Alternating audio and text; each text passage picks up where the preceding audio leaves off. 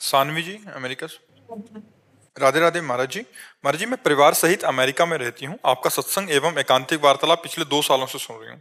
अगले वर्ष कॉलेज जाने वाली हूँ, जहाँ मुझे अकेले रहना होगा। अपने भविष्य को लेकर चिंता होती है कि कहीं कोई गलत निर्णय ना ले लूं, क्योंकि मित्रों के साथ होते ही उनकी बातें ज्यादा रुचिकर व प्रभावशाली लगती हैं। मुझे भय है कि मैं भक्ति मार्ग से दूर ना चले जाऊं। महाराज जी, मेरा मार्गदर्शन करें कि मैं कैसे स्थिर रहूं। सबसे पहली बात है कि पूरी लंका में एकमात्र महाभागवत विभीषण जी रहते थे और रावण भी नहीं जान पाया। उनके दरबार में जाते थे, पूरा घर परिवार ऐसे मिल मिला के रहते थे, लेकिन विभीषण जी बिल्कुल अलग थे सबसे।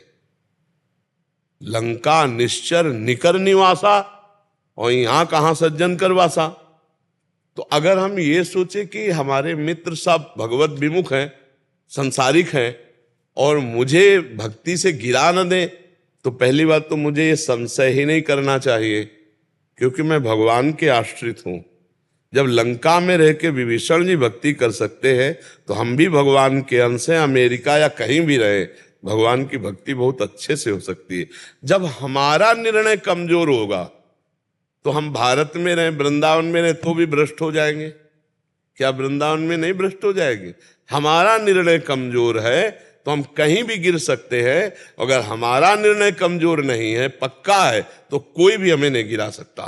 जो रहीम उत्तम प्रकृति का कर सकत कुसंग, चंदन विष व्यापत ने लपटे रहत भुजंग। चाहे जितना कुसंग मिल जाए, कोई फर्क नहीं पड़ता, क्योंकि हम अपने पर इतनी निष्ठा दृढ़ होनी चाहिए।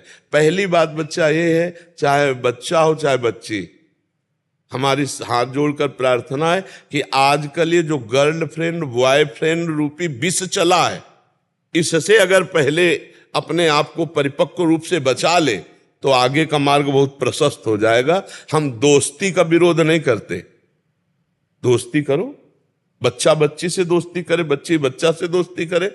जैसे मित्रवत खेल, हंसना बैठना उठना, चरित्रहीनता नहीं। तुम्हारा अगर दोस्त बढ़िया बन जाए, तो अपने माता पिता से सलाह लेकर के उसे आजीवन का साथी बना लो। आजकल छोटे छोटे बच्चे चरित्र, तो अगर चरित्रहीनता है तो फिर भक्ति का, फिर वो निष्ठा वाली बात नहीं रहेगी। कहीं भी चले जाओ, आप अपने चरित्र को बचा लो बस। पहले ये कहा जाता था कि जिसका धन गया तो कुछ नहीं गया, और जिसका मतलब स्वास्थ्य गया तो कुछ गया, और जिसका चरित्र गया तो सब कुछ चला गया।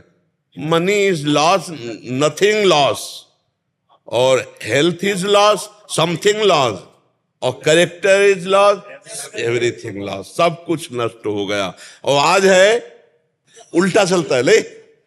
और जबकि विज्ञजनों ने कहा, धन का नाश कोई नाश नहीं माना जाता, स्वास्थ्य का नाश थोड़ा नाश माना जाता है, लेकिन यदि चरित्र का नाश हो गया तो सब कुछ नाश हो गया, कुछ नहीं बचा। तो हमें लगता है जो आज समाज में हमारे फैल रहा है virus, girlfriend boyfriend live in relation वाला, ये बहुत हानिकारक है। इससे हमारे पवित्रता, हमारे विचार, हमारी धार्मिकता, हमारी निष्ठा सब नष्ट हो रही है।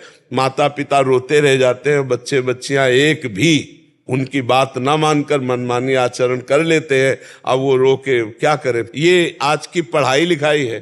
तो हमें यही प्रार्थना बच्चा कि आप तो भक्त हो, तभी तो आप यहाँ आकर प्रश्न कर रहे हो। तो आपको ये चाहिए, पहला सबसे कि हम अपने चरित्र की रक्षा करेंगे, दूसरा भगवान का स्मरण, तीसरा सत्संग सुनते रहेंगे तो बुद्धि शुद्ध बनी रहेगी, फिर तुम्हें कोई नहीं गिरा पाएगा। आप पक्के रहो तो आपको कोई नहीं गिरा लेगा, और आप पक्के नहीं हो तो कोई किसी की जरूरत नहीं। अपने आप से अपने आप में आप भ्रष्ट हो सकते हैं, नष्ट हो सकते हैं। इसलिए हमें अपना पक्का इरादा, पक्का भगवान का भरोसा, नाम जप, सत्संग सुनना, तो हमें फिर कोई परेशानी नहीं रहेगी, कोई नहीं गिरा पाएगा। किसका प्रश्न था?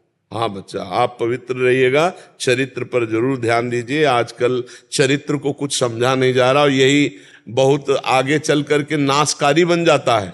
जब चरित्रहीनता होती ना, तो बच्चों को ब्लैकमेल किया जाता है। बच्चे कमजोरी के कारण, क्योंकि उनका आत्मबल कमजोर हो चुका ना, वो फिर निर्णय सही नहीं ले पाते, वो अपने जीवन तक को खत्म करने की बातें सोचने लगते हैं। इसलिए कभी इस मार्ग में गलत पैर ना रखें। और माता पिता जैसा मित्र कोई है नहीं, हम आपको बता दें। अपने माता पिता को अपनी बातें शेयर करना चाहिए, और माता पिता को बच्चों को इतना भयभीत नहीं कर देना चाहिए कि वो आपसे बात ना कर सके। तो इसलिए कभी कोई ऐसी गलती ना करें, और कभी अगर गलती हो जाए तो अपने माता पिता से, गुरुजनों से शेयर कर दे, तो वो बचाने के पक्ष में सारी कोशिश करके हमको बचा ही लेंगे पक्का, क्योंकि वो पूरा जीवन जिए हैं, तो उनको हर रास्ता पता है कि यहाँ से कैसे निकला जा सकता है।